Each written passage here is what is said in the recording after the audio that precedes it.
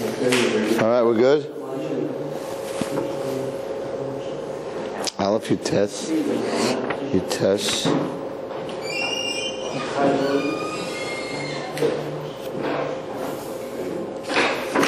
No, that's not it.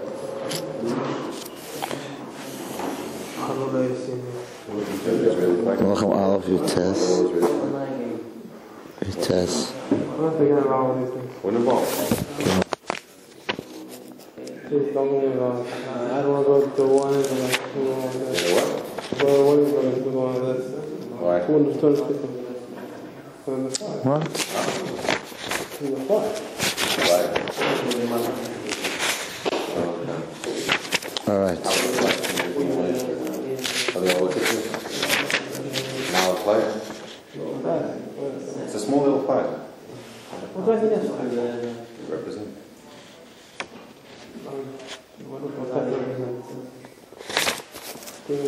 All right. Who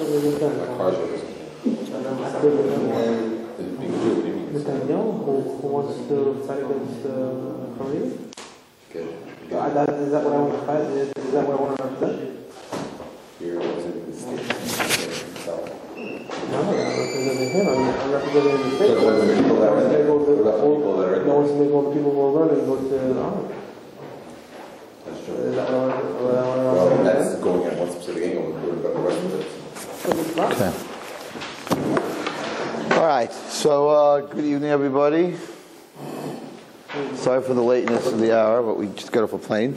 So, we want to talk this week is Parasha Pinchas, and we want to talk about the whole Gilgal, and just a very interesting share tonight, a little bit on Gilgal and Perek Mem and Kabbalah Yashar. The end of Parashat Balak last week. So it says we know that Bilam got the Klal Yisrael to be Mezaneh with the Benos Moav, and Zimri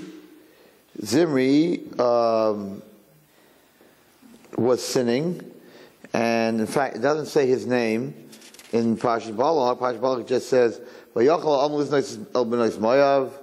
Not only were they doing this, but they were also serving Baal Pa'or. Hashem got angry. Whoever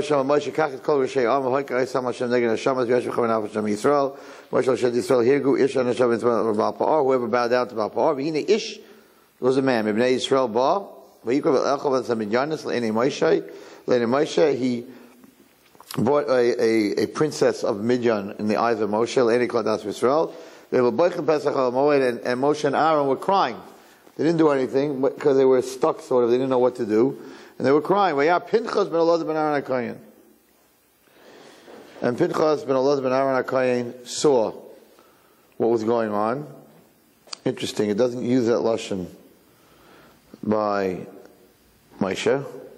It says by Moshe and Aaron, seems to be that Pinchas saw, and the Rav Chaim Vital says, what did he see? He saw the bizillion of the disgrace, the Chil Hashem. In other words, you can see when a person does an Aveira, you can see someone talking about davening, you see someone talking about davening. But if you take an extra look, the second look, as we say, you can see that the person is being Machal Hashem Shemayim. So Moshe and Aaron were standing there. They were crying. They didn't know what to do with this guy. But Pinchas saw what this was all about. And if a person, when he sees another Jew and he sees a sin, he sees an Aveira, or he sees the good, whatever it is, there's a different look, which we talked about by Avraham Avinu, that when the second Vayar, he's also like, the second Vayar, first he saw the Malachim, then he saw them a second time, and the second one was Vayaretz across him. He ran to them. By Pinchas seemed to have seen something Moshe and Aaron didn't see. Pinchas saw the Chil Hashem. He saw what this guy was doing. It bothered him. He did something about it, right? The same thing like Avraham Avinu. Vayar. Interesting. If you look at Avraham Avinu, you see it. Those are the people who make a difference, and there are people who don't make a difference in Klal Yisrael. There are people who help and change and come up and create and do all kinds of things, and then other people are like, how I thought of that way before you. How come I didn't do that, right? And the answer is, as we saw by Avram Avinu, the Vayisa Eina Vayar, right? Yine Shloisha Anashim Nitzavim Olav. The first time he looked, they were standing in front of him. And Vayar it's across them, right? He ran to them. Over here, if you look in the pasuk, Vayar Vayakam Mitoich Eda, right? He got up. He didn't just sit there. He made a difference. It bothered him. Everyone in Klal Yisrael saw them doing the sin. Everybody saw this Chil Hashem. But Pinchas had a different look at it. You remember the story, that guy punched me in the face? I told you a long time ago with the guy in shul with the cell phone, and I went over to him and I took the phone out of his hands while he was in the middle of talking in shul. And he turned around, he popped me one in the head. So everyone in shul saw him talking on the phone, right? Why didn't anyone else do it? It wasn't the talking on the phone that bothered him, that bothered me. It was, you're in the shul. Stay in front of Hashem. How can you do this? And that's why I reacted. It's a different look. It's a different look. Some people have that look, and some people, yeah, okay, you know. So everybody stood there. Nobody did anything. What happened? Pinchas wasn't, which is very important, because when you read the story, see how these guys going around like the kanom, you know, they walk around shuls and like, turn off your phone. He wasn't looking for trouble. He wasn't looking to be the frum guy. He wasn't looking to kill anyone. So the pasuk very carefully tells you that, last week's parasha at the end, that Vayikach roimach biyadai. He took the spear into his hand. Vayavai achar ish Yisrael el akuba v'yitgosh shneim. And he threw it, right? And he stood up and he threw the spear. He followed him and then he pierced them both, right? The man and the woman. So why does it have to tell me Vayikach roimach biyadai? If I tell you that a guy got up and he stabbed somebody with a knife, so you know he took the knife. I'm going to tell you he took a knife in his hand and he stabbed the guy. If I tell you he stabbed the guy, you know he took the knife. Why does the pasuk tell us? This is a very famous shot, which is very important. Vayikach roimach biyadai, that he wasn't carrying a spear and looking for a place to stick it. There was only one spear in the whole community. Let me say what I have to say. A whole different shot. He wasn't a kanoi that's walking around with a spear, waiting for someone to do something wrong so he could stick him. He didn't have a spear in his hand. He was an ish shalom. He was a peaceful guy. He's not the guy walking around looking, I got a spear, now who can I stick it into? So that's a guy that's looking, you know, he's walking around shul. He's looking, you're talking? He's a quiet, nice guy. So the Torah tells us, Vayikach roimach biyadai. He didn't have a spear in his hand. He wasn't walking around with a spear in his hand. He had to get up. He was one of the guys. He was a peaceful person.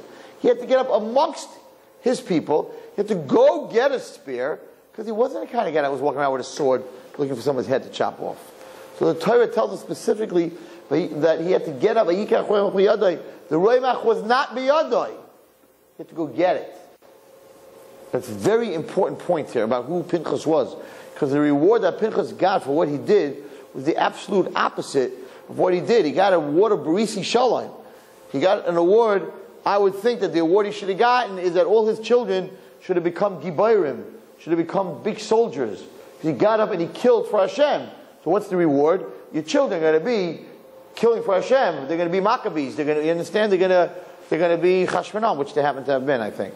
But Lamaisa, the real reward that they should have gotten was Gibor, not Shalom. And the answer is that the pasuk is telling us over here, he had to get up from amongst the people. He wasn't walking around looking for this at all. And Vayikach roimach biyadai, he had to go get a spear and put it in his hand. And he was very scary. It was a foldable spear, because he knew that if Shevet Shimon saw him with the spear in his hand, they would kill him, because they were going to protect they were going to protect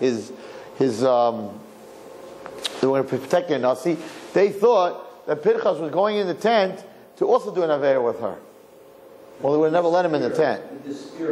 The spear was underneath his jacket, was folded into three. Didn't magically appear. He went and he got a spear that folded, so that they wouldn't see him, because they would have never let him into the tent. They were circled, I forgot how many tens of thousands were circled around the tent to protect Zimri. So they thought he was going in to do an Aveira. So, they let him go. And then the spear was folded up and he unfolded it. There were 24,000 people that died. Hashem said, Pinchas ben Elazar ben Aaron HaKohen, Heshiv es Chamasi me'al b'nei Yisrael. You took my anger away, and I didn't destroy them. Hashem was going to destroy them totally. And I'm going to give you a brisi shalom. Okay, so now let's look at something very fascinating. So so Reb Chaim Vital and brings the following, and he says that if you look in Melachim Aleph, so let's look at Melachim a little bit, because it's a very fascinating story, and to show you how Gilgul could be Masakein, what they came for. So he says, and it's brought down in other Svarim, that what happened was that when he killed Zimri, the whole Shevet was going to kill Pinchas. So he says the following in Sharoshe Nishmas Pinchas, the Shairesh of the Neshama of Pinchas. He says the following: Ki b'maisa Zimri, in the story of Zimri, right? Zacha el ibur zeh denadav avihu, that because of what he did, Pinchas got a new neshama. He got the soul of Nadav and Avihu, who died very young when they brought an Eish Zara on the Mizbeach. Now, what do you mean he got the neshama of Nadav and Avihu? He had his own neshama. It doesn't mean he got the neshama of Nadav and Avihu.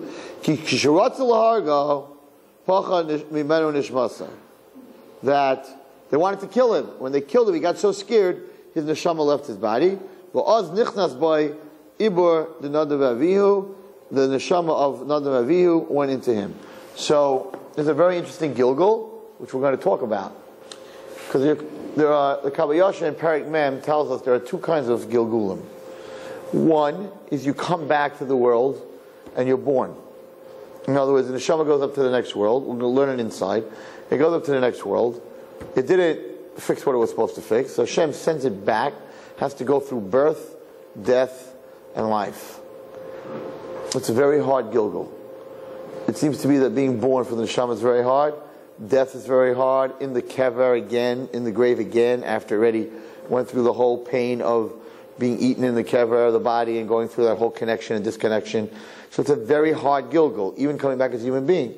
But there's another Gilgul. And that's the Gilgul that happened here. And that's a Gilgul where you're alive. You have your own neshama. And another neshama, while you're alive, comes into your body. That neshama doesn't have to go through birth. That neshama doesn't have to go through death. It comes into your body, and when it's in your body, you're masaking it, and then it leaves your body. You don't even feel it. You may feel a huge change. In other words, you may become more religious. You may feel better about life. You may feel like there's something different about yourself. But the actual Gilgul is a much easier Gilgul, because the neshama that's being megalgal doesn't have to be born, doesn't have to die. It's sort of just, it's not a dibuk. It's a neshama that's what they call an ibor. That's what he calls it here. It's together, and you can have more than one of those, by the way. What happened here by Pinchas is he didn't come back as Nadav and Avihu, but their neshamas actually came into him. Now, there were only really one neshama. Why? Because we know that a man that's not married is only considered half.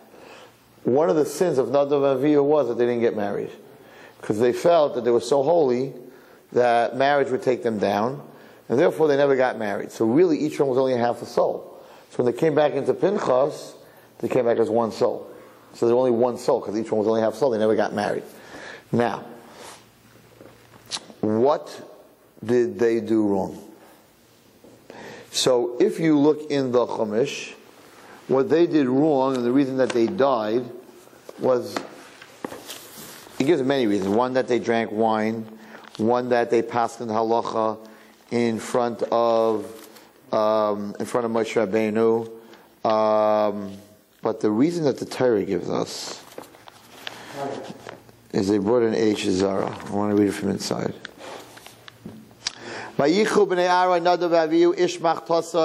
They took their fire pan from the Ketairis. And they put into it fire. And they put it into Ketairis. They lit a fire. What was happening was like this. It's very, very fascinating. What was happening was like this. They were bigger tzaddikim. They were bigger than Moshe and Aaron. So what did they do? What did they do wrong? They're not stupid, right? They knew what they were doing. There was a fire that was supposed to come out of Shemayim to start the Mishkan and the whole Avodah. And they were waiting, the fire didn't come. And they thought that was a big chil Hashem. That everyone's waiting for God to send down the fire, and he didn't send down the fire. So they wanted to make a Kiddush Hashem. So they said, instead of waiting till the fire comes, let's light a fire. And then the fire will come, but meanwhile there'll be a fire ready, so it won't be a chil Hashem. What they should have done is, that's not what Hashem told you. Hashem said, wait for my fire. So the Torah tells us, even though Rashi says they drank wine, they passed an halacha, but they didn't have children, they didn't get married, but the Torah tells us, they brought a fire that Hashem didn't command them to bring. Don't make me Kiddush Hashem. When I tell you to talk to the rock, talk to the rock. Don't hit the rock. When I tell you that I'm going to bring the fire, don't do me favors. I told you what I want to bring the fire. So it was a big chil Hashem that they did. It looked like Hashem needed their fire. That they couldn't wait for Hashem's fire. It wasn't going to happen. So it's called an H Zara. It was a strange fire. What was their punishment? A fire came out from Hashem. It ate them up. It hit them. It burnt their insides. So what was the Avera of Nadav Avihu? That they died young? Was that they brought an Eish Zara on the Mizbeach. What were they trying to do? They were trying to do a Kiddush Hashem. But they were not asked to do a Kiddush Hashem. So therefore they got punished. Comes along Pinchas. And what does he do? He makes a Kiddush Hashem that he wasn't asked to make. He mamish corrects what they did wrong. They made a Kiddush Hashem, trying to make Kiddush Hashem when Hashem didn't ask him to make a Kiddush Hashem. He stopped the Chil Hashem when Hashem didn't ask him to stop the Chil Hashem. Hashem didn't say anything to him, he did it on his own. So he was misakein what Nadav Avihu did. But he did it before. So he wasn't misakein because he didn't have the neshamas yet. So it was on a very deep level. He wasn't misakein. He was misakein much later, which I'll read to you when he was misakein. He had this chus of getting the souls of Nadav Avihu because he was a keli. He showed Hashem that I'm a keli, that I'm the vessel for this tikkun for them. Because why did he get to do the tikkun for these neshamas? These neshamas needed a tikkun. Why did he get the tikkun? Because he already stepped forward and he already showed Hashem that I'm doing the opposite of what they did. So now he got the neshama of Nadav Avihu. But on top of that, Pinchas is Eliyahu. Pinchas became Eliyahu Navi, who never died. The reason he never died, Eliyahu Navi went up alive, was because when Pinchas, when it says Vayikach Roimach biyadai, that he took the spear in his hand, so it says, it doesn't mean Roimach a spear, Vayikach Ramach Evarav. He took the 248 limbs, he took his whole body, he took his life in his own hands. That's what it means. Vayikach Roimach biyadai. Now, a person, says Rav Chaim Vital, is made out of four things: fire, wind, water, and earth. When all four things are working together, you can't die. The way Hashem created us as human beings, we were never supposed to die until we did the Avera of the Nachash. The way we were created was with earth, water, fire, and wind. And when those four equations are working together, a person cannot die. The way Hashem created, when those four, what happens is either the earth part or the fire part or the water part, one of those parts are not working together with the rest. That's how a person dies. Brisi Shalom, since Vayikach Roimach B'yadai, the Midah Keneged Midah, the reward that Hashem gave him was that you took Roimach, you were willing to give up your whole life for me, right? You took Ramach Evar B'yadai in your hand. You took it all for me. Therefore, these four things will always work together. If those four things always work together, a person will never die. Eliyahu Navi never died. Because Eliyahu Navi was a Gilgal of Pinchas. Actually, not a Gilgal. He actually was Pinchas. More than a Gilgal. Pinchas ze Eliyahu. Pinchas became Eliyahu. The Gilgal that he was carrying was this Ibor, this pregnancy, so to say, of the neshama of Nadav Avihu. So Pinchas created a keli to be a vessel to carry these two neshamas, because he already showed Hashem that I made a Kiddush Hashem when you didn't ask me to make a Kiddush Hashem. Aha. So you made a Kiddush Hashem when I didn't ask you to make a Kiddush Hashem. I'm going to give you a chance now to make a Kiddush Hashem when I do ask you to make a Kiddush Hashem. And that was what Eliyahu Navi did, which we're going to learn inside with the Nevi'ei Baal. Now, what he did with the Nevi'ei Baal, which we'll see inside, was the exact opposite of what Nadav Avihu did. And actually, if we look at the pasuk, we will see that the minute, which is also very interesting, which is a Kavayasha Perik Mem, that once you do the tikkun, that neshama leaves. So you'll see, I'll show you from the pasuk inside, it's fascinating, that after Eliyahu Navi was misaken Nadav Avihu's neshama, it left him. And he was left just Eliyahu Navi. And Itaka went down, because Nadav Avihu were holy souls, the minute they left. So when you carry a different soul, and you're misaken that soul, the soul doesn't stay with you till you die. You're misaken it leaves. So let's take a look at this inside. So he says the following. First of all, he says like this. If you look in Malachim Aleph, Perik Yud Tes, if you want to look it up, Pasuk Gimel. So in Perik Yud Tes, Pasuk Gimel, after the whole story with the Nevi'ei Baal, it says something that's hard to understand. So, Vayagid Achav Elizevel, bad king Achav, told Elizevel, everything Eliyahu did, it's called Shaharag, it's called Nevi'im Mecharav, that killed all the Nevi'im, the bad Nevi'im. Tishlach Elizevel Malach Eliyahu, Lema Koyasin Elikim, Koyasim Kiyas Mocha, Simatash Kinev Shecham Mehem. She said, you did this, I'm going to kill you like one of them. Vayar, he saw. Vayakam, he got up. Vayelech el nafsho. And he went to his soul. What does that mean, right? So, and then he ran away, because they wanted to kill him for what he did. Eliyahu Navi. So, he says the following. El nafsho. Omer Chazal. Chazal says, Pinchas Eliyahu. Pinchas is Eliyahu. Ube Pinchas, ash achar shekana la Hashem. After he did this for Hashem, nichnasu bayin nefasha is Nadav Avihu.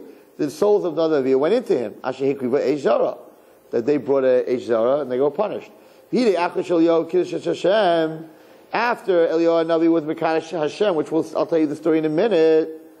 Bekulam anu, and all the Jews that were there who saw it said, Hashem Elokim, Hashem is the God. B'zeh zeicher she'Hashem anu be'eish al mizbeach shebam ma'ala. Hashem answered him and sent the fire down from Shemayim. U'v'zehu tikun t'shav Nadav Avihu. And by doing this, he was massacring the souls of Nadav Avihu. Shechazdu l'mekayim v'sharsam. They were able to go back to Shemayim, to the place they need to be. Eliyahu, after that, they went back. Eliyahu nisharak im nafsho. Levad. He was left with only his soul. He didn't have their souls anymore. V'nafal and he fell from the level that he was before. And therefore it says, Vayelech el nafsho. He now went only with his soul. That's what the pasuk is telling us of it. The soul of Nadav Avihu went back to Shemayim. Now, why am I telling you all this? Because it's interesting, number one. But it has a lot to do with all of us. So let's just see fast how he was misaking what happened. So what happened was like this. Does it mean that Pinchas completed their mission? Nadav Avihu's mission. Did he complete Nadav Avihu? Yes, they left. Yes, and they went back to their place where they're supposed to be. Done. There's also the Chidah says differently. He says that Pinchas was a Gilgal of Yitzchak, and Zimri was a Gilgal of Esav. And then he also brings down that Pinchas was a Gilgal of the good side of Yosef HaTzadik, but we're not going to go into it this week. Maybe I'll talk a little bit about it next week. And Zimri was a Gilgal of the bad side of Yosef, whatever that means. But that's a Chidah. That's not where I'm going. So let's take a look at what it says about. So there was this huge thing going on. There was like this. There was Nevi'ei Baal, the Nevi'im of the Avodah Zarah, which was Achav's Chevra group, and then there was Eliyahu by himself, and it was going back and forth. They said they're the true prophets, and of course Eliyahu said he was the true prophet. So they're going to have a showdown once and for all. Who's real? Who's not? So it says like this. When Achav saw Eliyahu, he said, I didn't sell them. I didn't put them in Cherem. What are you talking about? It's your fault. Your whole kingdom. But you left Hashem. And you're going after the Baal. You're going after the Avodah Zarah. So he said, you know what? Eliyahu said like this. Shlach b'Yitzalai es kol Yisrael. Bring me all the Jews. El Har Carmel, to the Har Carmel. The Esnevi'ei Habal Arba Me'as Chamishim. There were 450 prophets of the Avodah Zarah Baal, and Nevi'ei Asherah were the trees that they used to use as Avodah Zarah. Arba Me'as Eichel Shulchan Izavel. There were 400 that were eating at the table of Izavel, which was the wife of Achav. So they were actually coming to this thing where all of Klal Yisrael and 850 false prophets. Okay, so Achav was all excited. Showdown, 850 against 1. But Yishach Achav b'kol b'nei Yisrael v'yikvetz in the Bilam Har Carmel. He said, okay, let's go. Everybody to Har Carmel in Haifa. Har Carmel, it was a big mountain. That's where they were. V'yikash Eliyahu Kalaam, he brought them all together.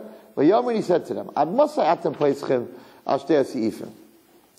You can't play both games. This is very fascinating because this is what we're going through today. I just had a discussion with a girl on my way here from the airport. She called me and she said to me, "You got to help me. I'm trying to develop a relationship with God, with Hashem. She's in a Beis Yaakov, and it's not going. And I ask Him to help me, and He doesn't help me. And I want to be better, and He doesn't help me, and He doesn't help me, and He doesn't help me, and He doesn't help me. And what should I do?" So I said to her, "He really doesn't help you, does He? That's what you're trying to tell me, and you're really trying very hard." She goes, "Yes, and He doesn't help me, and then I'm going to go to seminary, and they're going to brainwash me, and He doesn't answer me, and I want to have a relationship with Him." Her Wallerstein can help me. How do I have a relationship with Him? I said, "No, you don't. You don't have a relationship with Him." She goes, "Yes, I do. That's why I told you." I'm like, "No, you don't." I'm like, "You keep calling to Him, you keep calling Him, and He's not answering you?" I said, "Let me ask you something." I said, "Are you doing things you're not supposed to be doing? Is the reason that you're not connecting to Hashem because you want to do the stuff that you're not supposed to be doing right now? And if you're connected to Hashem, then you can't do the stuff that you want to do. So really you're saying, Hashem, I want to be close to you. But on the other hand, you're watching movies and you're doing things you're not supposed to. So I don't really want to get too close to you, because if I get too close to you, then I got to give that up. So I don't really want to give that up, but I want to get close to you. So Rabbi Wallerstein, help me." I'm like, "Let me tell you what you're doing." I'm saying, you're sitting at night before you go to sleep, and you're saying, "I really want to lose weight. I really want to lose weight. I'm overweight, and my sugar's off the wall. I want to lose weight." As you're sitting in your bed, munching a huge chunk of 7-layer cake. I said, "So, do you really want to lose weight?" "No. You want to lose weight, but you want to eat your cake, so that my cake can eat it. It doesn't work. If you really want to lose weight, you can't eat a piece of cake before you go to sleep." So I said, if you go to a nutritionist, and I said, "I'm your coach, let's say. You're asking me to help you. So I'm your nutritionist, and I'm telling you, okay, you want to get healthy? You want to lose weight? You got to exercise. You got to stop eating potato chips. You got to stop eating corn chips. You got to stop eating pretzels. You got to stop eating all this stuff. You got to start eating salad. You got to start eating it." No, Rabbi Wallerstein. I want to lose 50 pounds for the wedding that I'm going to in 8 weeks, but I want to eat cake. You're not helping me. Wallerstein, you're not helping me. I'm like, I can't help you if you're eating cake and pretzels and potato chips and corn chips and soda. I can't help you lose weight. You want me to help you? You got to first give away that. You have to first make up your mind. I'm giving all this stuff up. Now I can help you. Well, you're going to be starving, so what are you going to eat instead? How are we going to work this out? Maybe eat every half an hour. I'm a nutritionist. I said, you don't want to get close to Hashem. You want to do all your narishkeit, all your stupidities, and then on top of it, then you want to get close to Him. It doesn't work that way. I said, you need to take the first step. You need to take the first step. Hashem doesn't do miracles for people. It's not, you can't, I'll say you can't be Semchanais. You can't say, I want to watch DVDs, I want to be on Facebook, I want to talk to boys, I want to do all these affairs, but I want to sit at the edge of my bed at night and say, Hashem, I miss you. Could you please answer me? No, it will not work. Wallerstein, who are you to say that? Who are you to say it will not work? Hashem answers everybody. Happens to be, she called me tonight, and I prepared this year. So I said to her, I'll tell you how I know it won't work. This was Eliyahu Navi, and he's talking to Klal Yisrael. And this is what he finally says to them. He says, you're serving Baal, you're watching movies, you're on the internet. On the other hand, you're going to shul. He said, you got to make up your mind.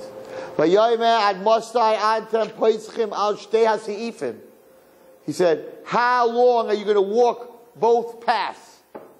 You can't. If you want to be with God, then you have to follow Him. If you want to serve Avodah Zarah, then go after Him. They didn't answer him. Now, if you're a Kiruv specialist, what are you talking about? You know how many people you're going to lose? You're telling them to make a choice? Baruch Hashem, they're putting on tefillin. So they're putting on tefillin. So they're eating what treif. So they're going to doing the most biggest averis. But at least we have something. At least they're putting on tefillin. I mean, that's the way I was brought up in Kiruv. I'm not going to tell a guy, make up your mind. Tefillin or no tefillin. Tefillin, either everything or nothing. Right? We don't learn like that. And I know he saw it at this point. And he was 100% right. He said, and that's the problem with our generation. You can't walk both seifim. You can't walk both roads. You want to watch TV, and you want to be on the internet, and you want to do all this stuff, but you also want to be close to Hashem. It's not going to happen. That's all your Navi said. He didn't say, listen, Baruch Hashem, at least you go to shul. He said, make a choice. You can't play both sides of the table. No, he's not. They were doing much worse sins than you'll ever do. They were not greater people. Absolutely not. Do you know what went on in those days? They believed that Avodah Zarah. They did Baal. Oh, the worst. They did Baal and Asherah, the worst. Izevel, Achav, the worst. They were much worse than we. And Eliyahu Navi said, enough games. It's enough. It's enough of this playing both sides. You know, on your phone in shul. You can say, you know what you're gonna go over to this guy and you're gonna tell him not to be on his phone in shul. He's not gonna come to shul. We're gonna lose him. Better in shul with a phone than not in shul together. They all said, no, lady, you can't get close to Hashem if you're watching a movie right before you go to sleep and then you want him to answer you. It's not gonna happen. Eliyahu Navi said, make a choice. And the people were never spoken to like that. They were playing both sides of the fence. They couldn't answer him. So Eliyahu turned to the nation and he said, Ani nosati navi l'Hashem levadi. I'm the only one left. You can imagine this, it's unbelievable. There's the only one left in the whole Klal Yisrael that was a navi l'Hashem. And the Nevi Baal, there are 450 men, plus 400 of Asherah men, Nevi'im. So he said, once and for all, we're going to put this on the table. Give me 2 cows. Let's choose, let's take one, and cut them into pieces. Put them on the Mizbeach, put them on the wood. And don't put any fire on the wood. I'll do the other cow. And I'll put it on my Mizbeach, and I won't put any fire. And we all know that the Nevi Baal knew that they were false. So how are they going to get a fire to come from Shemayim? So they put a man inside the Mizbeach. They built a hollow Mizbeach at night, and they put one of their men inside the Mizbeach. And when the Nevi Baal would scream, "Fire from heaven!" they would light it from underneath. What did Hashem do? A nachash came, a snake, and bit the guy that was underneath the Mizbeach, and he died. So there was nobody in there to light the Mizbeach for the Nevi Baal. And he said, Ukrasem b'shem Elokechem. You call out the name of your God. V'aniyak b'shem Hashem. I'll call out the name of my God. The God that answers, He's the one. If your God answers, then I'm coming to your side. And if my God answers, then so Vayan Kolam Vayan Tavadava. We like this. This is a one on 850. You know what I mean? We like this. This is the showdown at the OK Corral. See who wins. Okay. So they did it. Okay. So they did it. And they started screaming the name of their avodah zarah from the morning till late afternoon. Baal, answer us. There was no voice coming from Shemayim, and there was no one answering. And nothing happened. It came late afternoon. And he called them over.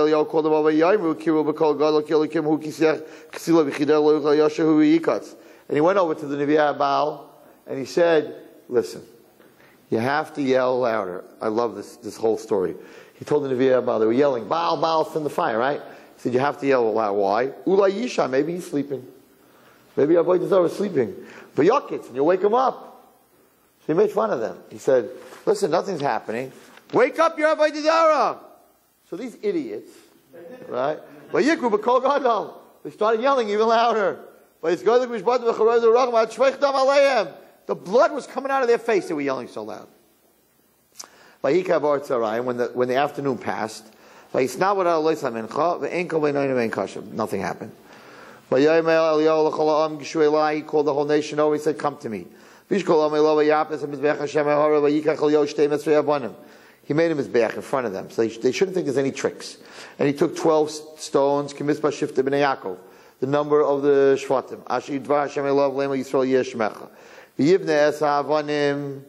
And I think it brings down that maybe the same stones that Yaakov slept on. I'm not sure. I remember something. I'm not sure. And he built the mizbeach in the name of Hashem. And he put out the wood. He chopped up the cow. Then he said, but that's not enough. He said, fill me up 4 pitchers of water. And pour the water all over the animal and on the wood. There was water around the mizbeach, on the mizbeach, everything.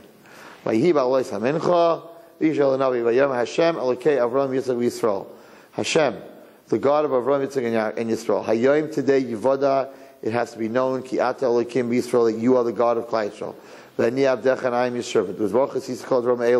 And everything I did was according to your words. You hear what I just said?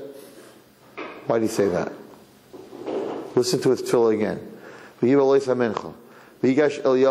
And he said out loud, Hashem, the God, Hashem, the Master, Elokei Avram, the God of Avram, Yitzchak, Yisrael. Hayom, today, Yivoda, Ki ata Elokim. Make it known that you are the God, be Yisrael amongst the Jews. V'ani avdecha, and I'm your servant. So far, and I'm doing it according to your words. Because what was Eliyahu Navi being misaken? Eliyahu Navi was being misaken in the Neshama of Nadav Avihu. What was the Aver of Nadav Avihu? The Aver of Nadav Avihu is that they didn't listen to what Hashem told them. Hashem told them, wait till I send the fire. And they wanted to make a Kiddush Hashem. They're big machshavas. It wasn't that they wanted to do a bad thing. And they didn't want to wait. Because they didn't want to be a Chas B'Shem Chil Hashem. That was their Avera. Their Avera was that they didn't listen to the word of Hashem. That they had their own cheshbonis. Moshe Rabbeinu hit the rock with his own cheshbonis. So over here, Eliyahu Navi had to be misaken. So he said specifically, CC as called Advar Me'eleh. Why? I did it because I did it, the words of Hashem. Udevarcha asisa. Hashem, I am fixing what happened last time. It was with fire.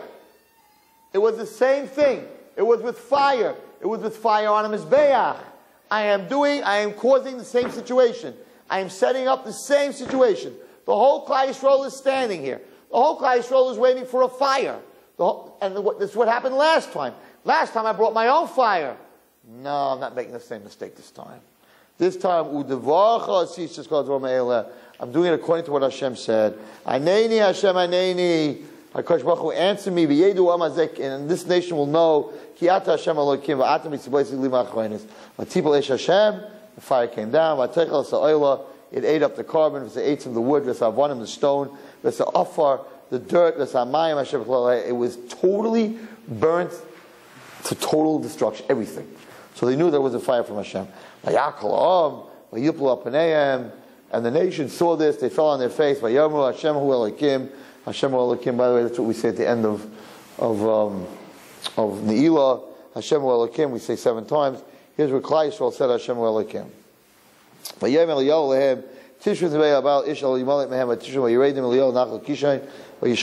He killed them all.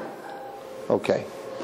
So, you see mamish the tikkun here, exactly the tikkun of what Eliyahu was masakin here. Eliyahu was Pinchas, that he was masakin here, the neshamas of Nadav Avihu that were in him, the uba, the neshamas that came in him when his neshama left him, when he thought that Shevet Shimon was going to kill him. He was masakin them because they died, because they brought a strange fire, and here he made a big announcement that the fire that's about to come down from Shemayim is the fire according to the words of Hashem. Therefore, it's not an Eish Zara. They made a Chil Hashem by lighting the fire on their own, and here he did just the opposite. He waited till the fire came on its own, and he made a Kiddush Hashem, and they were Masakein their Neshamas. Why am I telling you all of this besides that this week is Parasha Pinchas? So the reason I'm telling you this is the follow, and that's the end of the share. And that's what I'm telling you this share for. So in Perek Mem, it's a little bit scary, but I like to be a little bit scary. In Perek Mem, in the Kava Yasha, it says the following. Leiv Torah bara li Elokim. Hashem created for me a pure heart. Ruach nachon chadesh b'kirbi. And a spirit, a correct spirit, he renewed in me. Parasha Ma'ar HaGadol HaRav Moshe Alshich. The Alshich says, Tfilas David HaMelech Al Shalom. What was his prayer? What was he saying over here? Shelo Yavai Oid B'Gilgul. David HaMelech davened, he should never come back to this world as a Gilgul. It's very painful. Shekol Mishe'enu Koine Shlemus B'Olam Hazeh. A person while he's here, if he's not Koine Shlemus, if he doesn't become whole, Muchlach Lavai B'Gilgul B'Adam Acher. He has to come back as a Gilgul in a different person. And he has to fix that he missed doing a good deed in this world. That's what David HaMelech davened for. Gilgul. He said, God, please save me from coming back as a Gilgul. He said, give me a new, a correct Ruach should be in me. Not that I should come back in another man. Because it could happen that I don't want to come back and be born again. What's going on over here? What does this mean? So he says the following. Gilgul, the coming back of a soul, is divided into two ways. One way, he doesn't have to die. He doesn't have to die and come back in another man to fix the Gilgul. That while he's alive, another soul comes into his body. Even though the body already had a soul. And the two souls can live together. The new soul that came, neshama shalom, and the neshama that he had. Now, how do we know that a neshama can come into someone that's alive? You don't have to be born with it, because in Ger, it says by Ger, he doesn't have a neshama. When he's toivel, when he comes out of the mikveh, he lifts his head out of the mikveh, he gets a new soul. So we see that a person that's alive can get a new soul while he's alive. So there's one way of having a Gilgul is that you get another neshama while you're alive. So that neshama that comes back in Gilgul, he wasn't born, he doesn't die, he sort of borrows you to get done what he has to get done. Okay, what is this called? So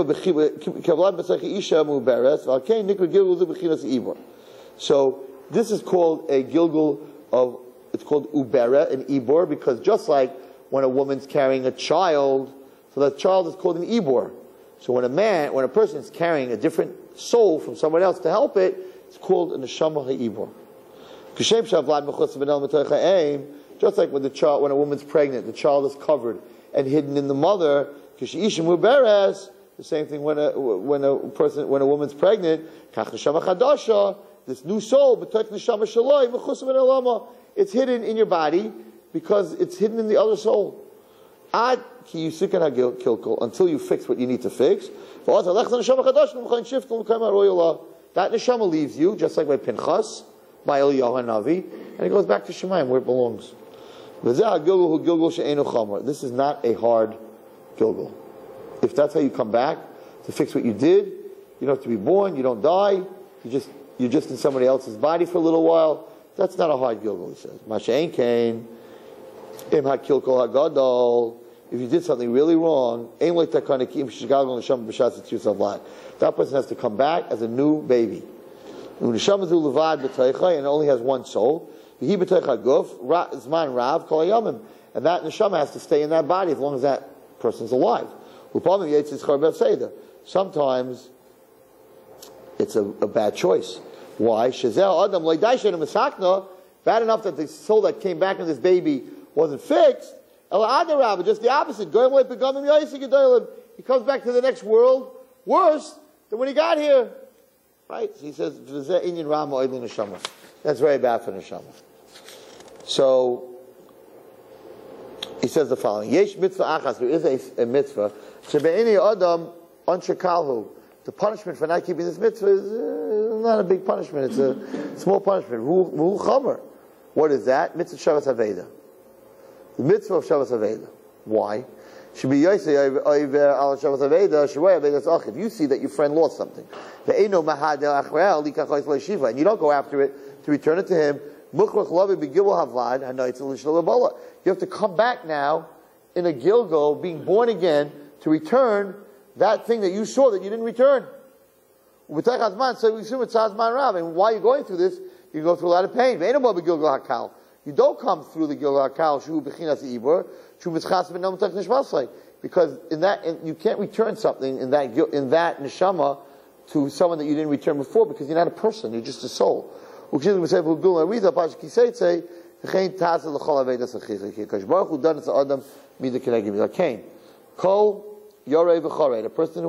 Yiras Hashem, Yispalo should pray. He should pray that he shouldn't come back as a Gilgul. Because the people coming back in a Gilgul, it's a little punishment. You should, if you're smart, you should think.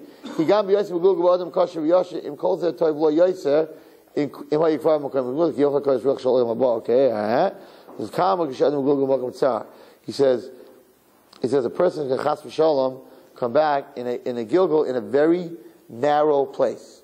B'chayos, in wild animals, v'oifais, in birds, u'lepa'amim, sometimes, v'gulgul be'evan doimim, you come back as a rock, a doimim, something that doesn't have life. Kugoin, who comes back in an evan? Who comes back in a stone? Hamagul atzmei b'loshen hara, a person who speaks loshen hara, his punishment is that he comes back to this world as a stone. Hamanuach al pnei asada, that's laying out in a field. V'shamhu b'choshech bilti ar. And if you have a Gilgul in a stone, you're living in pure darkness without any light. A person who's not medactic and eating only things that he knows for sure is kosher, but he eats things that he goes in these non-Jewish stores that have salads, so he eats a salad. He says, what could be wrong with a salad?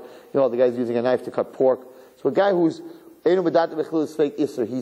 not careful in eating things that are not surely not kosher.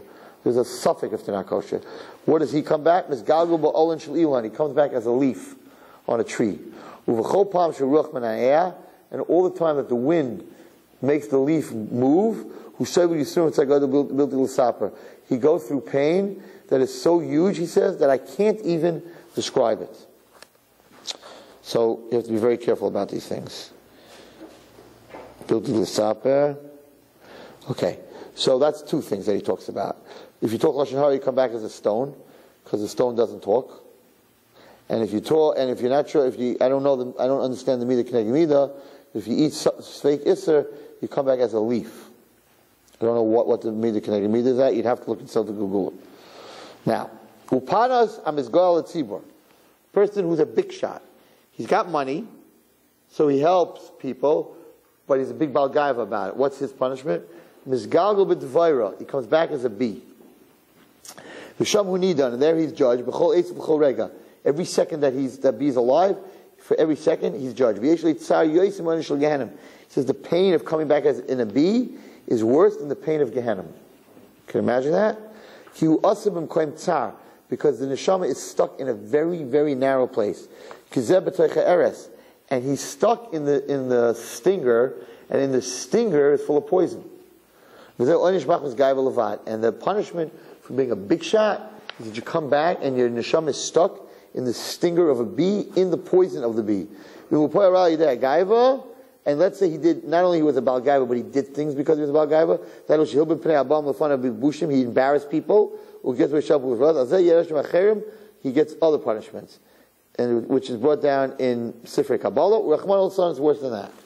Haroidev achaz nus, person who runs after immorality. Misgalgel, he comes back begoya in a non-Jewish woman. Shehizayna, that's a prostitute. Ubechol pam shemizananima, and every time someone prostitutes with her, he becomes even more tamei in the next world. So you ran after this nus to be tamei when you were alive. Now you're going to come back and you're going to be in this prostitute that's just so full of tumah that you're just going to be covered with tumah. The haval havasai, the shivrei gadol kayam.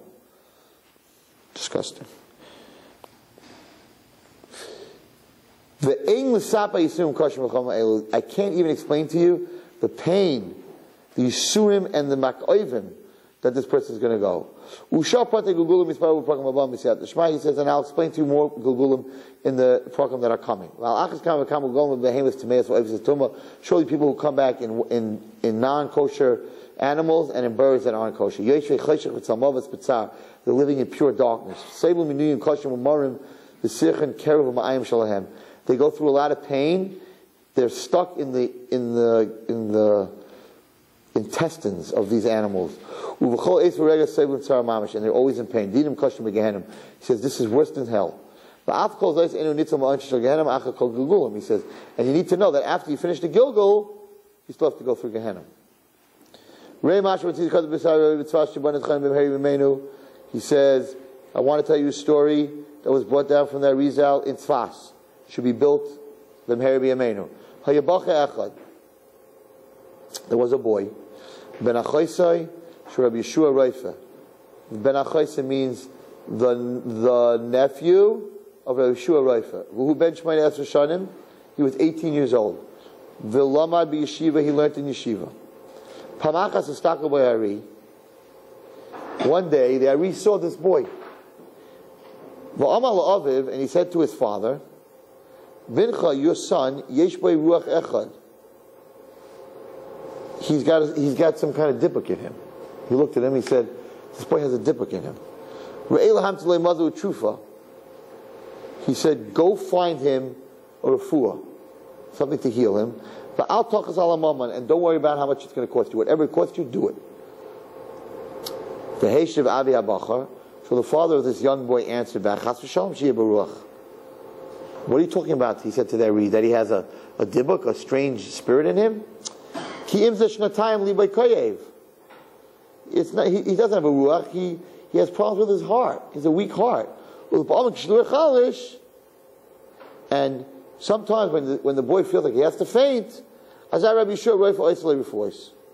bring him to Rabbi Yeshua Rabbi Yeshua the doctor, and he does all kinds of refuahs, and he gets better right away. But then it comes back. Arizal, listen to me. Tira, you'll see, what I'm telling you is true. And it wasn't just a few days later, that the dibuk in this boy revealed himself, and he began to hurt the boy. He explains down the bottom, he began to speak from him, and he said, I've been in this boy already for 2 years. Okay? So this is the actual story. Everyone has heard of it. There was an actual dibuk in Tzvas, very famous story, with the Arizal. This is the story with the Arizal. So now the dibuk began to speak. It was there for 2 years. It didn't say anything. Now it began to speak. And it said that I've been here for 2 years. So they ran to their Arizal. Uba, Vadil Arizal, they told their Arizal, there's a boy in Tzfas and he has a dibuk. So the Arizal came to the dibuk, came to the boy and came to the dibuk. For Shalas Arizal, and the Arizal asked him, he asked the Ruach, the spirit, how did you get into this boy? How did you get into him? Why are you bothering him? So the spirit answered him back, this is the story. When I lived in Rome, I lived with a poor man. This poor man used to live because he was supported from charity. He had nothing to eat. And the poor person asked me for bread. And I didn't give him the bread. I didn't want to give him bread. And this poor man died. I watched him die from starvation. So the Bezin Amala, when I came up to the next world, there were guys there that I should die the way that the Ani died. So it happened. It wasn't a few days later. And a bunch of robbers came and they murdered me. And after I got murdered, I came to this boy. And that's where I am. I'm resting. The Malachim are chasing me. And I'm hiding in this boy. So the Arizal said to the spirit, I am putting a gzeira on you. You're not allowed to hurt this child. Chas v'shalom. So the Ruach answered him, if you want me to leave this boy, I'll make you a deal, told the Arizal. That after I leave him, his body, he's not allowed to see a woman. He's not allowed to look at a woman for 3 days. And if he doesn't keep this deal, I'll kill him. The spirit said, I'll kill him. And the Ruach left. Rizal said, we have to watch this boy. Put him in the base medrash. Because the Ruach made a deal with me. And he said he'll leave if the boy doesn't look at a woman for 3 days. So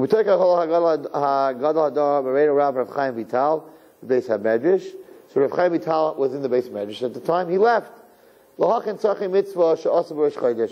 went to make a tzarchi mitzvah that he did every Rosh Chodesh. And he put in his place to watch him his nephew, Rabbi Yeshua Roifa, and this Rabbi Yeshua Roifa. He said, you watch the boy. And Rabbi Yeshua got called out, and he left the base medrash to do a mitzvah. And the boy was left alone in the shul, in the base medrash. And while he was left alone, the mother of this boy came, and his aunt, the wife, I guess, of Rabbi Yeshua Roifa, the base medrash l'Roisei, to see how he's doing. When they saw him, they kissed him. I guess his mother kissed him, or his aunt kissed him, whatever. That second, the Ruach came back, went into the boy, and he choked him to death. So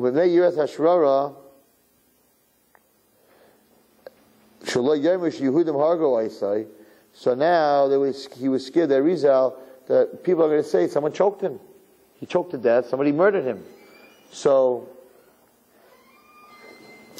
whatever this means, also Rizal Pitzas Haderech al Shnei Kanim, that Rizal was able to move very, very fast. It took him 1 second to get from Tzfas to Tveria. And it was at sunset. He said a tefillah there in Tveria. It doesn't say by who. And that the people who are going to make up that they murdered this Jewish kid, their mouth should be shut. He went back to Tzfas. She says, why am I telling you this story? To tell you the punishment. People who look at strange women. It doesn't mean strange women, it means not their mother. strange women that are not, their mother. Surely this boy, he only looked at his mother and his aunt. Look what happened to him. Surely if we look at pictures or women, other women, a person who talks a lot to women is going to end up causing a lot of problems for himself. Also it says Sefer Gehenna. He's going to end up in Gehenna. Therefore, that he shouldn't look ahead. It's interesting because after I learned this week on Shabbos, I always said that you get punished for the second look. You're walking in the city, a girl crosses the street, it's not your fault. He says no. He says that you shouldn't have your head up looking far away. You should be looking down. We see by the Chassidim Rishonim, my mashgiach, Rav Schwab, and Muncie Beishraga, that's how he walked, with his head down, looking down. And you should always have in mind have Hashem's name in mind. Why? Because your eyes, there are 4 colors in a person's eyes. Why are there 4 colors? Because you're always supposed to have the name of Hashem in your eyes. What are the 4 colors? The white, the black pupil hole, right, the hole, the color around it, and then between the white and your color, let's say blue eyes, between the white, if you take a magnifying glass and you look in the mirror, you'll see it, between the white and the blue, or green or brown, wherever your eyes is, there's a black ring. So there's a white, a black, the color of your eye, and then the black hole of the pupil. So there are 4 colors in a person's eye. Each one of them, each color represents a name of HaKadosh Baruch Hu. And that's why a person's eyes have to be kept holy.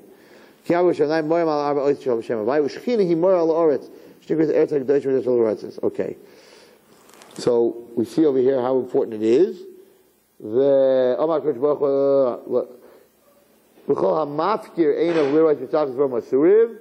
person who has free eyes and looks at things that he's not supposed to. The sitra acha, which is the satan, he's all over him. He causes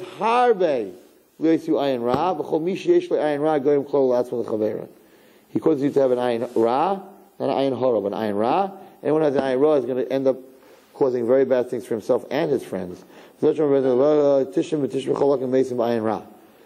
says in Bava Metzia, 99 people die from ayin ra. We translate as ayin hara. He translated ayin ra, from looking at things they're not supposed to. The power a person has with his eyes. And avoid you shouldn't look at. You should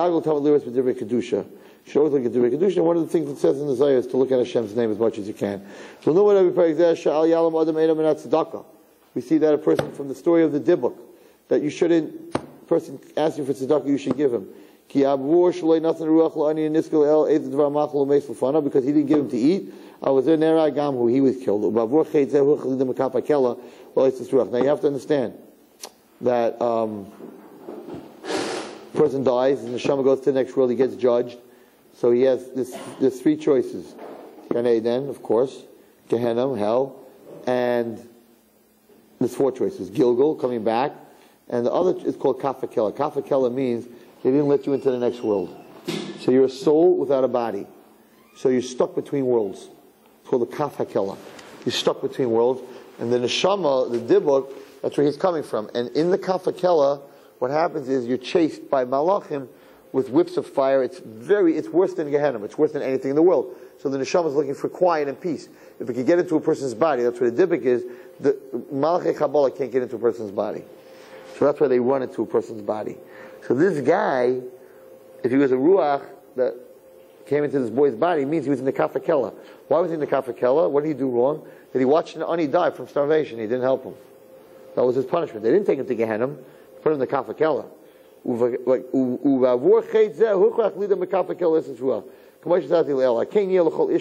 Everyone should have pity. You should put your heart and your eyes and all your limbs in Kedusha, and then that way you'll have the schus to see eye to eye with Hashem 3 times in a year. So we see from this pretty severe. I don't bring people closer to Hashem by scaring them. But the truth is, I'm a Rebbe, and if you're my Talmidim and whoever's watching, you got to know. You don't want to come after a person dies and then say, "Oh my God, I'm in the Kafakela. Why didn't my Wallerstein warn me about this? I'm in the Gilgal. Why didn't he warn me about this?" The person has to know. You got to keep your eyes clean, and that Gilgal's not an easy thing, and you got to not say Lashon Hara. You don't want to come back as a rock, and you definitely don't want to come back as a what's it called? As an animal that isn't kosher, or you definitely don't want to come out in a bee stinger. So I want to end with a story, because I can't end with all this negative stuff. And the story is that everybody, I get a lot all the time of like, how do you become a Rabbi Wallerstein? How do you do kiruv? I don't know how to do kiruv, and you know, should I go to a special kiruv program in Eretz Yisrael? And the answer is no. And I'll tell you why.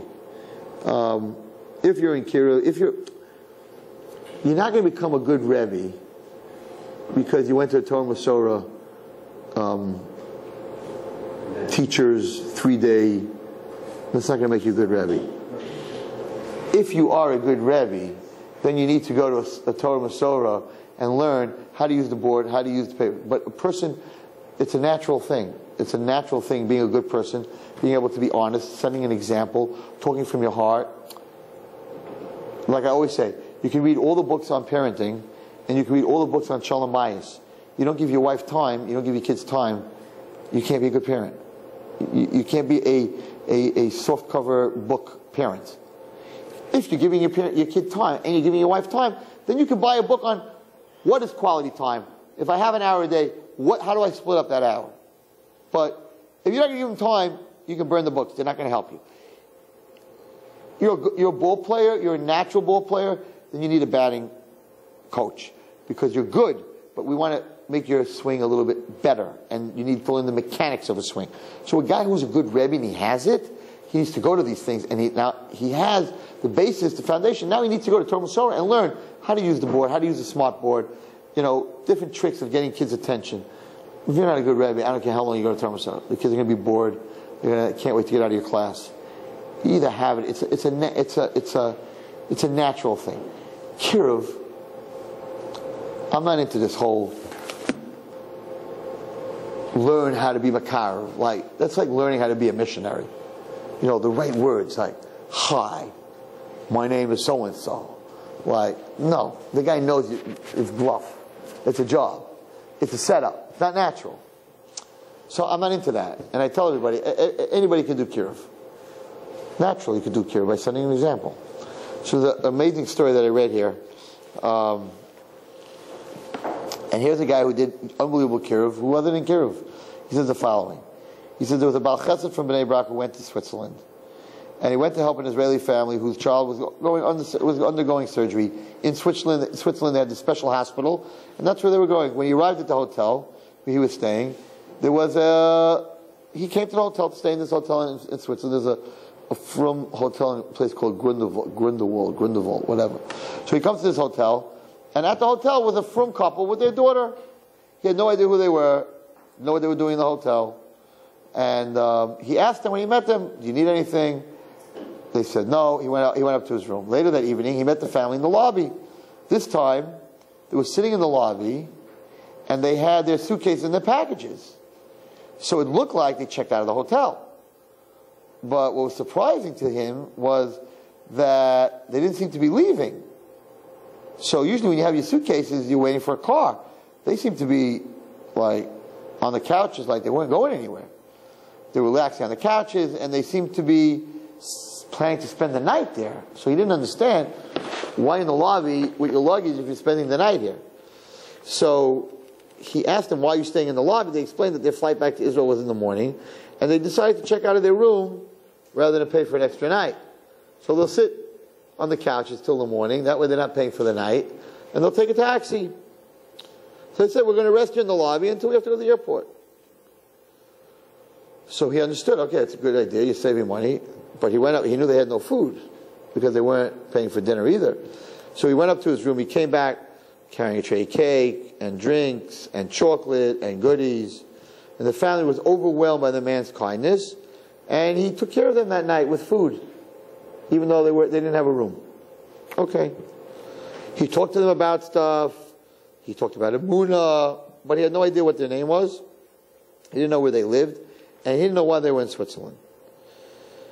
But they were captivated by the way he spoke, and they he gave them to eat. They're like, wow, okay. So he went to sleep, and they left the next morning. They went to Eretz Yisrael. So a while later, the man from Iraq received an invitation to a wedding of two people whose names he was totally unfamiliar. You know who they were. This boy from the Goodman family to the Friedman, he didn't know who they were.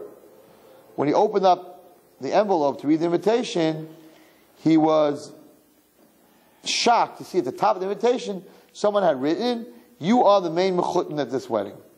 He didn't know who they were. What am I mechutin? So he was sure there was a mistake. What connection did he have with this wedding? The main mechutin. The next day, he received a phone call from a man who identified himself as the father of the Kala. And he said, I'm calling you because you're the main mechutin at this wedding. He said, explain to me, I don't even know who you are. What's going on over here? He said the following. Now you ridiculous story. He says, our trip to Switzerland was not a very pleasant one. Our daughter had gone off the derech, completely rejecting the Torah, and none of our efforts to bring her back to the Torah was succeeded. At one point, she left Israel and traveled to Switzerland, where she met a non-Jewish young man who she decided to marry.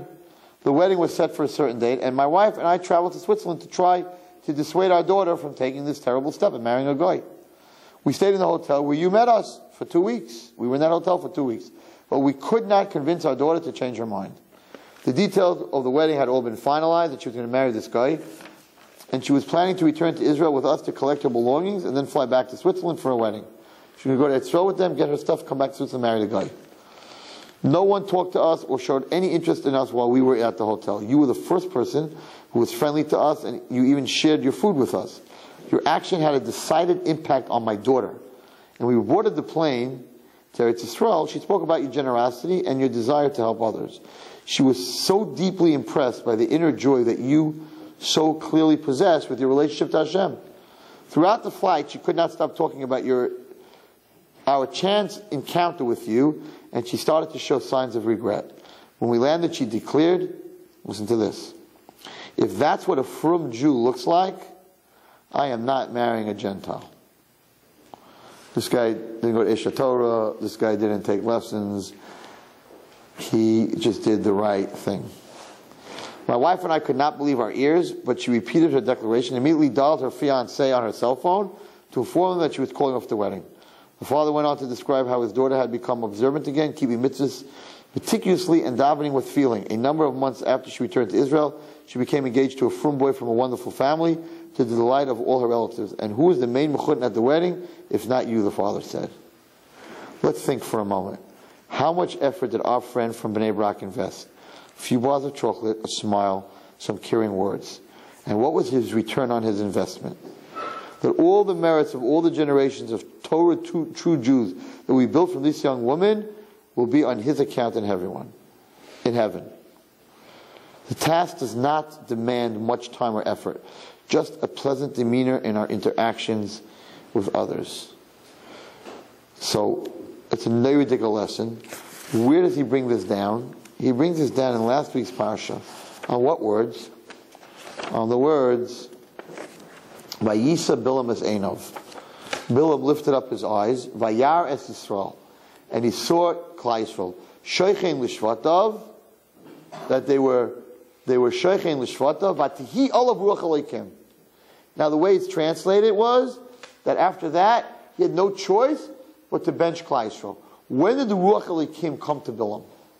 The ruach Elokim came to Bilam only after Vayar es Yisrael shoichein l'shvatav, when he saw that the Jews were at peace with each other.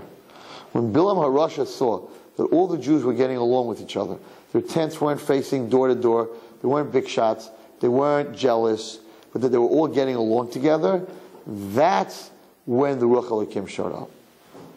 So he says over here that you can change a whole person's life. You can be the biggest Kirov person in the world and never get a chance to take a girl who's about to marry a guy and change her so much around that she marries a Jew. That is one of the hardest things to do. I can tell you that. One of the hardest things to do. You could tell them and this and that, and she'll tell you, but he's nice and he believes in God and maybe he's going to become a ger. they'll tell you a million different things. It's very hard when someone's in love. It's very hard to get them to make that change. This guy, he didn't even know she was marrying a guy. He didn't know what they wanted.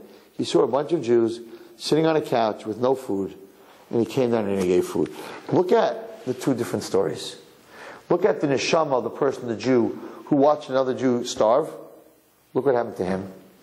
He ended up in the kafakela, running around, being chased by malachim.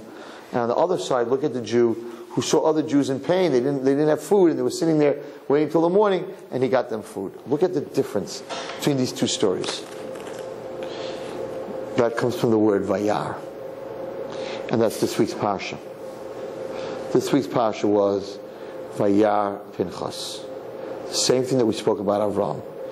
Pinchas saw something happening in Klal Yisrael that he understood would have an effect on everybody. Watching this person with a non-Jewish girl, Moshe and Aaron sitting there and crying, not doing anything, not reacting. He understood Vayar Ezehu Chacham Haroya Sanoyle. He understood that it's not for this moment, but it's for the future of Klal Yisrael. And therefore, he saved us, and not only did he save us, but his life is forever. And who is going to come back to Klal Yisrael to bring Mashiach, to tell us that the Yeshua is here? Eliyahu Hanavi. He's the one that's going to make that announcement. Who's Eliyahu Hanavi? That's Pinchas ben Elazar ben Aaron HaKohen. We should all be zeicha to takasi Pinchas as Eliyahu B'Karev.